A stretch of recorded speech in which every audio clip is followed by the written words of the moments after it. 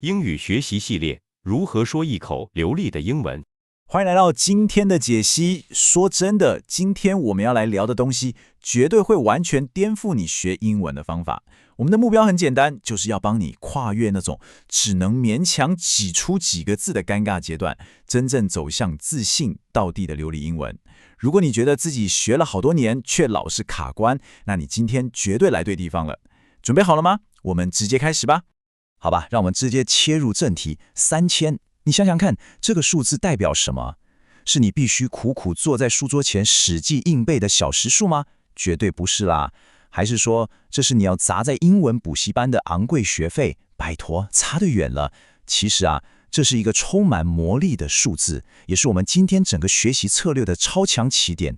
没错，真相大白，3000正是你听懂高达95%日常英语口语所需要的核心单字量。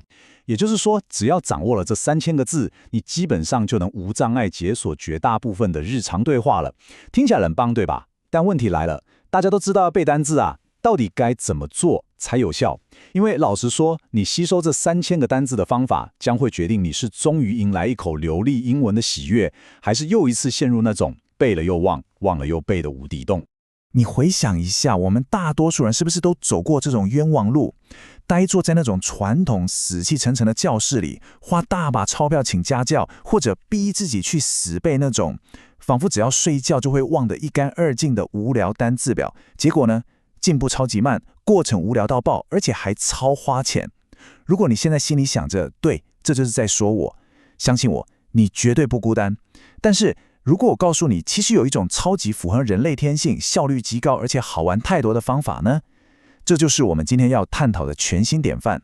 这个解法其实比你以前听过的任何观念都还要简单。它的核心概念叫做可理解性输入法，也就是 comprehensible input。简单来说，就是当你在听懂讯息内容的时候，不知不觉自然而然的就把语言学起来了，而不是拿着鞭子强迫自己去死背文法规则。重点在于那种直觉的理解，而不是抱着教科书在那边猛啃。这听起来简直太完美了，对吧？但你一定会好奇，它在现实生活中到底是怎么运作的。来，我们想象一下这个画面。假设我们现在正走在户外散步，然后我指着前面的一只动物，转头对你说 "This is a dog"。你眼睛看到了那只毛茸茸的动物，耳朵听到了我说的这句话。你需要立刻掏出手机查字典吗？完全不用，对吧？你的大脑会在0.1秒之内直接把这个视觉画面和声音完美绑定在一起，完全不需要在脑海里先翻成中文。这就是情境和视觉画面的魔力。而且你要知道，我们的大脑天生就内建了这种超强的直觉连接能力。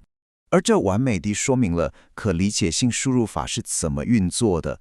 好，现在再想象一下，我指着2块长短不一样的草皮，我看着左边说 "This grass is taller"， 然后看着右边说 "This grass is shorter"， 你马上就能看出它们的高矮落差。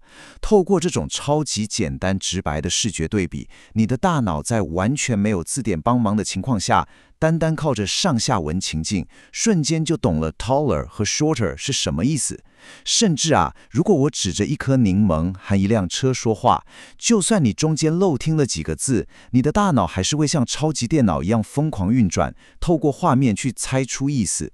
你知道吗？这种猜测的过程本身就是深度学习的一部分，而且重点是你通常都会猜对。让我告诉你这套方法最狂的地方在哪里。当你开始用这种可理解性输入法的时候，一堆神奇的化学反应是同时在发生的哦。你绝对不只是在死背单字而已哦。在听懂的过程中，你不知不觉就吸收了超道地的发音，然后在那些完整的句子里，你自然而然就内化了文法结构。你的听力更是一路狂飙。但最重要的是，你终于可以开始用英文思考了，彻底把那个在脑子里先用中文翻译的坏习惯给丢掉。第9部分。每日3步做习惯，将理论转化为流利口语。我们到底该怎么把这个超强的理论变成你每天真的能做到的习惯呢？这里有一个超简单但威力惊人的每日3步骤。第一步是观看与吸收，主动去听那些为你设计的内容，甚至可以试着跟读，也就是听到什么就跟着念出来，让大脑去记住语言的节奏。第二步是强化。现在 AI 这么发达，你可以用像是 ChatGPT 这样的工具来帮你复习，问他单字定义，请他造句，或者给你个小测验，这简直就像拥有一个免费的专属家教。最后第三步是记忆巩固，你可以搭配像是 Anki 这种间隔重复系统的数位字卡，它会在你快要忘记的时候跳出来提醒你，把这些单字死死地锁进你的长期记忆里，想忘都忘不掉。好，我们现在有了这个超杀的武器，但为什么这个3步骤会这么有效？答案就是这个惊人的数字4倍。这个不是什么微小的进步哦，这是在学习效率上一场彻彻底底的爆发性革命。把话说得更白一点，你每天只让全神贯注地看15分钟这种可理解性输入的内容，你得到的学习成效竟然完全等同于你傻傻坐在传统补习班里整整1个小时，这根本是开外挂了吧？你再也不要每天硬挤出好几个小时在那边痛苦苦读了，你需要的就只是每天专注投入这么一小段时间。相信我，流利的英文绝对是你可以轻松拿下的目标。